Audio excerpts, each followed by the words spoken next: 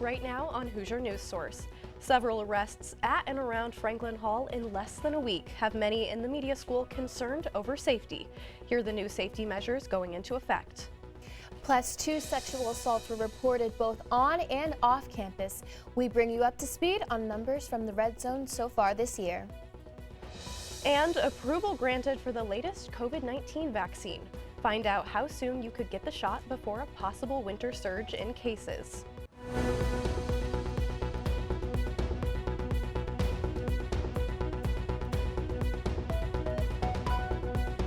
I was really like he's from Palestine. And I'm like, what? Like, literally my jaw's like dropping. And she's like, what? Like, why is that such a big deal? And I was like, you don't know anything? Like, he probably wants to like kill me right now. Like, TikTok backlash. An IU student is in hot water over comments made in a video on TikTok that many are labeling as racist.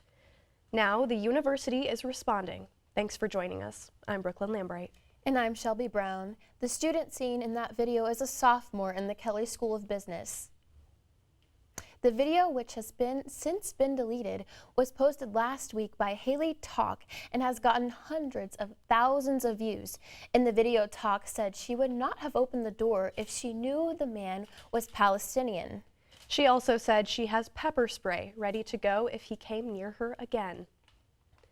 The university tells IUSTV News that the Dean of Students Office and IU Bias Response and Education team took action in accordance with university policy and procedure. When asked if Talk was still a student at IU, the university went silent. In a statement to IUSTV News, the university said, quote, Indiana University is committed to ensuring all students, staff, and faculty feel welcomed, valued, safe, and supported. Behavior that involves acts of discrimination, hate, harassment, retaliation, threats, or engagement has no place in our IU community. We will continue to follow this story and bring you the very latest as new information is available. You can stay up to date by following us on social media and by logging on to IUSTV.com. In the past week, 3 separate incidents have occurred in and around Franklin Hall. I spoke with faculty in Franklin Hall to discuss their concerns surrounding safety within the building and the media school's plan going forward to ensure safety for students and faculty. In the last week, 3 separate incidents have occurred at Franklin Hall on IU's campus. On August 30th, a man chased women near sample gates while wielding a knife. On August 31st, IU police responded to a man exposing himself on the 2nd floor of Franklin Hall. Most recently, on September 5th, an unidentified man stalked a female student within the media school. For faculty members who have worked within the media school for a long time, the recent incidents are out of the ordinary. It's kind of concerning, it seems. I've been at the media school for 12 years now, in this building since we opened in 2016. Being a public building, it's hard to enforce things. After the most recent incident, the media school published a statement regarding their plan to maintain safety within the building.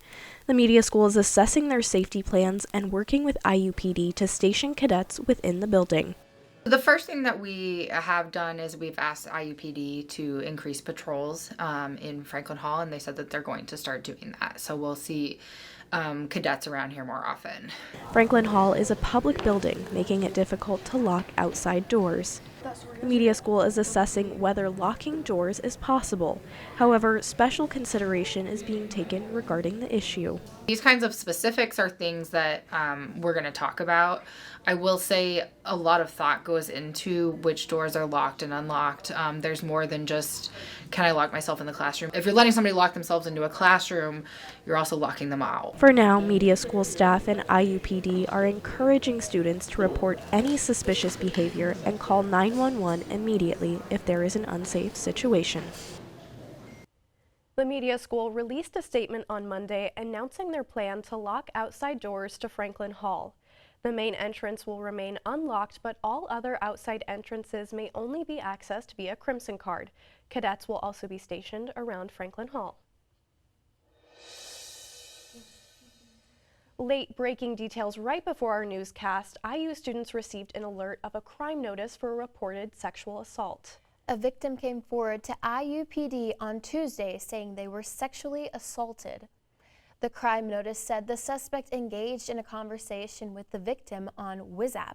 The victim invited the suspect to her dorm room at Forest late Monday night, and the suspect sexually assaulted her.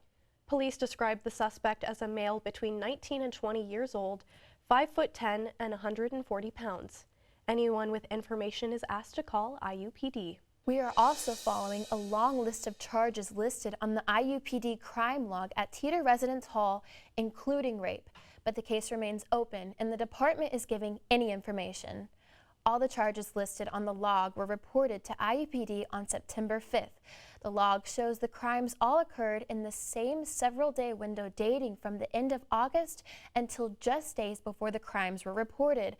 Along with rape, stalking, strangulation, and domestic battery where bodily waste are some of the other charges listed. We asked IUPD for more information on if any arrests have been made, but we have not been given an answer. There have been 4 reported sexual assaults on campus this semester, and the Office of Sexual Violence Prevention says they are looking at the number of reports carefully. I will say I haven't been hearing from students too often about hesitations with reporting or anything like that. I think just time will tell. Will the numbers even out like last year? Will they stay lower than last year? We just don't know. If you or anyone you know is a victim of sexual assault and are looking for help on what to do next, there is a 24-hour crisis helpline. The number is listed there on your screen, 812-855-8900. This weekend, Bloomington Police Department also reported a sexual assault that took place September 8th around 5:30 p.m. on South Henderson Street. The report was taken from a 32-year-old female. Officers picked up sane kits from the hospital that same day, and they were transported to evidence. No arrests have been made. The Food and Drug Administration has given the green light for the newest COVID-19 shots from Moderna and Pfizer. Experts hope the updated vaccine will give people extra protections to prevent a surge of cases this winter. COVID-19 hospitalizations are up since late summer. The CDC must sign off before any vaccines can be given. Anyone over the age of 5 could get the new shots as early as later this week. The race to find survivors continues in Morocco after a devastating 6.8 magnitude earthquake rocked the African country Friday. Nearly 3,000 people have been confirmed dead and another 2,500 are injured. The death toll is expected to climb as rescuers scavenge through collapsed buildings. Experts say it was the largest quake to hit the country in more than a century. North Korean leader Jong Un is on his way to Russia for a rare meeting with Russian President Vladimir Putin. U.S. military leaders are concerned over a potential arms deal between the two nations that would help Russia's war in Ukraine. It is the first trip for the North Korean leader since the pandemic. Putin and Jong Un first met in 2019. When COVID hit, the project was delayed as different things came up that needed to be dealt with. Gateway is coming to the north entrance of Bloomington. We'll tell you where and when the project is expected to be complete on the other side of this break.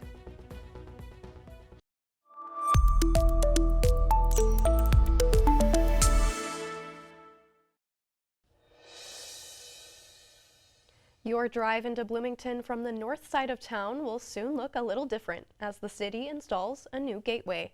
It's all part of the city's bicentennial Gateway project. The project was revived in 2022 after being put on pause because of the pandemic. A 40-foot tall monolith-style gateway will be installed at the north end of Miller Showers Park, near the Verve Apartments.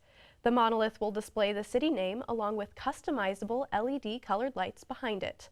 City leaders hope the gateway will be a unique way to welcome visitors into the city.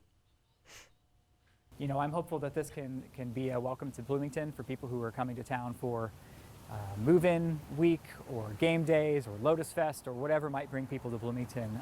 This is something that they'll pass by on their way into town.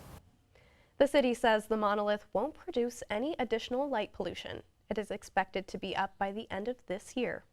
Monroe County officials are closing in on a new location for the new county jail. Officials' top choice right now is the Thompson Planned Unit Development Area, which is currently county-owned.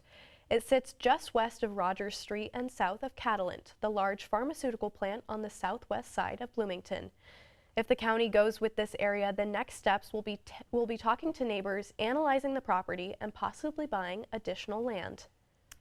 Indiana State Police are investigating after a woman was killed Monday morning by a loose tire along Interstate 70 in Indianapolis. ISP says a truck going east had lost a wheel, crossing the median and striking a car traveling west. That vehicle was thrown off the road into a ditch. When police arrived on scene, they found the car with a tire in the upper windshield. The driver of that car later died from her injuries. Next on Hoosier News Source, a massive renovation is underway at Wright Quad. We have an update for you on where the project stands. Stay with us.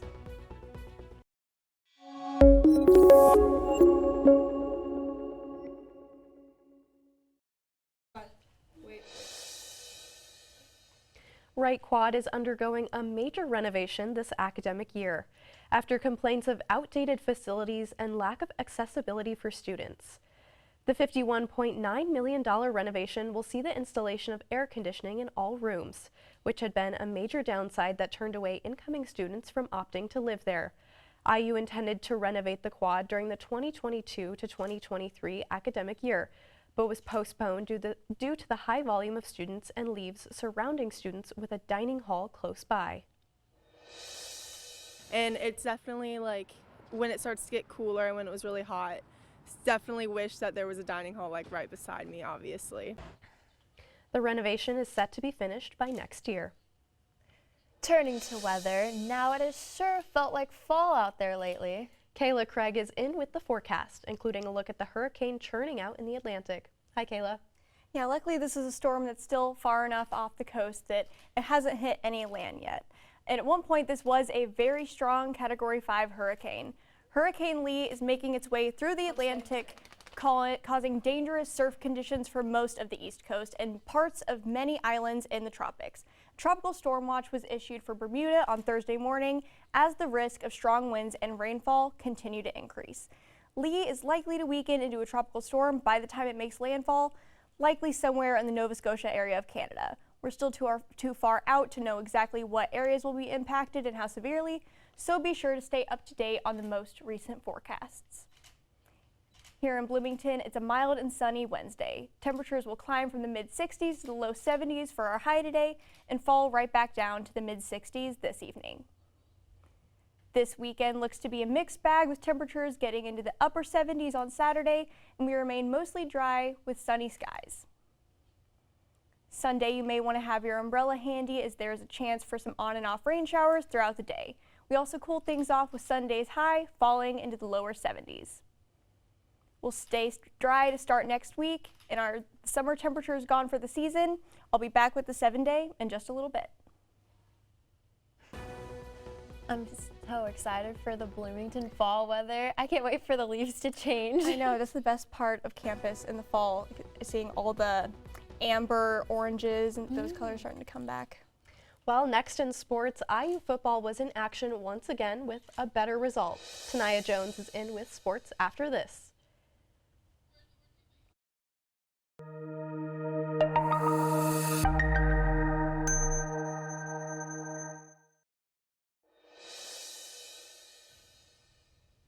Welcome back. After a disappointing showing for the season opener, the IU football team got back in the win column.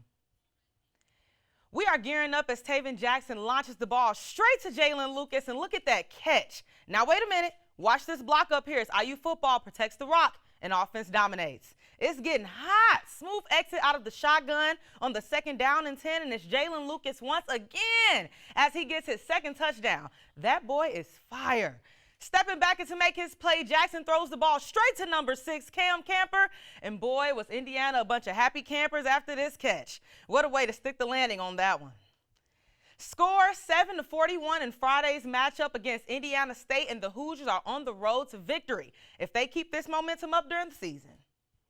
Coming up for Week 3, Indiana goes to play Louisville this Saturday right here at Memorial Stadium, 12 p.m., and we are wishing the home team good luck in this weekend's matchup. So this weekend was crazy, and so watching Jalen Lucas actually catch all those balls and then interacting with the team, making big plays for IU, how do you guys feel?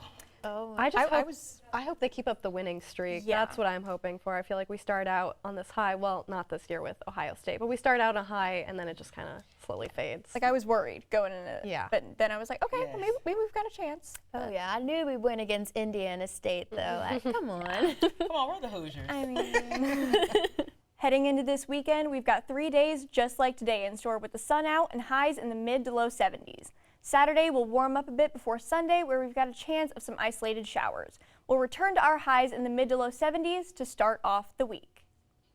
All right, Kayla, thank you. And thank you for watching this week's Hoosier News Source. As always, be sure to follow us on social media and check out IUSTV.com to stay up to date on all the latest news, weather, and sports. Have a great rest of the week, and we'll see you back here next week.